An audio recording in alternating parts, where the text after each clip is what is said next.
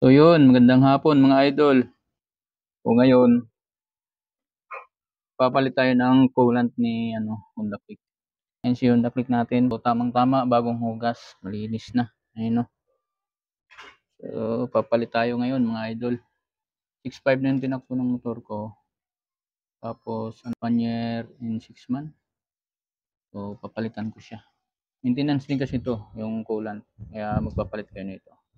So tara, let's go. Mga gagamitin natin. Gamit tayo ng ito, pangsahod. Dito. Tapos ito, yung butterfly na orange. Ayan. 5 mm yata yung size nito. Ano lang natin dito? Ayan o. Tapos ikot lang natin. Yan. Ayan mga idol. Yan. Tapos gagawin natin, buksan natin yung taas para lumabas yung ano niya. Ito. Buksan natin. Ayan o. Lang. Para sirit kasi yan eh.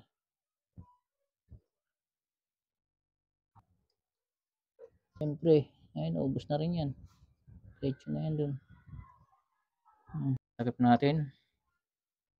ARM. Punasan natin to bago natin ibalik. So, doon naman tayo sa kabila. Yung kabila, kailangan din natin i-drain yun para maganda talaga yung bago talaga yung coolant natin. So, drain natin sa kabila. Tara. Go. So, dito na tayo sa kabila mga idol. Ayun o. Bolt ng drain plug ng coolant. Yan sa ilalim ha. So, tandaan nyo lang to. Ayun na sa kabila to. Yan, kabilang side. Dito sa may CVT. Tapos dito siya. Ayun o. Makita yun o, yung bolt na yan. Ito. Yan. Yan tayo magbubukas. So, tara, buksan natin. So, gamit tayo nito. Yung 10 mm na socket. So, sangkitin natin ito sa ilalim. So, discard yan mga idol. Dito lang, papadaan nyo sa ilalim. Dito. So, yan. Yan. Version nyo lang. Yung matigas. Ayan. Maluwag na. Sahurin na natin mga idol ito. Pansahod natin sa kabila. Yan. Dito yung natin. Kailangan ma-drain natin to para bago yung coolant natin.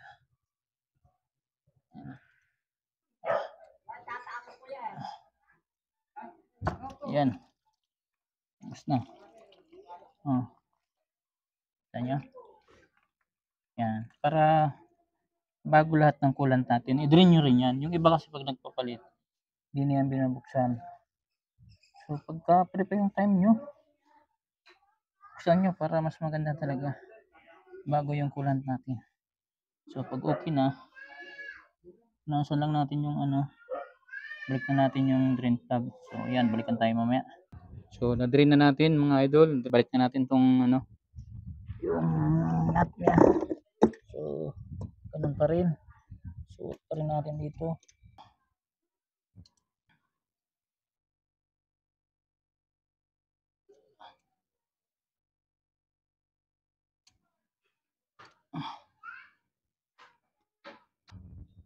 Naigpitan na natin.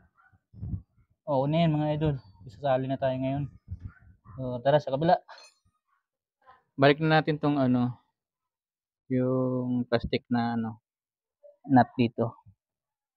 Balik na natin. Yan. May sasali na tayo. Saktong higpit lang to ha. Kumulo straight. Yan, okay na yan. So, sasali na tayo ngayon mga idol. Yung natin. Yan, Honda. Tara, let's go. Buksan ko muna. So yan mga idol, bukas na. Sali na tayo. So yan. Nalagyan na natin. Ano na yan? Pana natin. Yung takip. Siguradong malinis na rin yan. Pinunasan ko na yan. So takpan natin.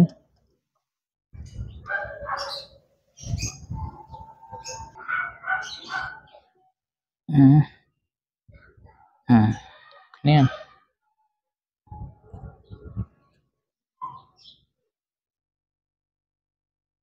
Oh, dito na tayo magsasalin sa kabila.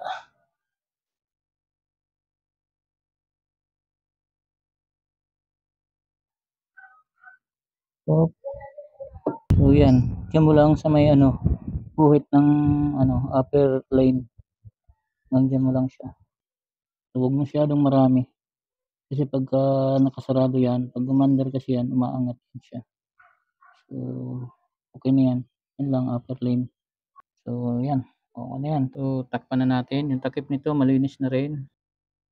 Wait lang. So, yun mga idol. Kabit na natin tong cover ng ano, ng reservo ng kulan. So, lagay ko na rin tong tornilyo para mahigpitan na. So, yan. Sabay na rin natin tong tire hagit. Malinis na rin yan mga idol. Nilinis ko na rin yan. So, yan. Ang kintab. Pati ilalim yan mga idol. So, yan. Kabit na natin to.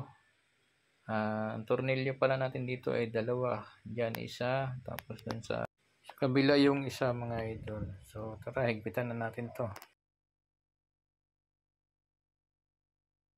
Nakalimutan ko palang ikabit yung mic ko mga idol. Kaya voice over ko na lang to mga idol.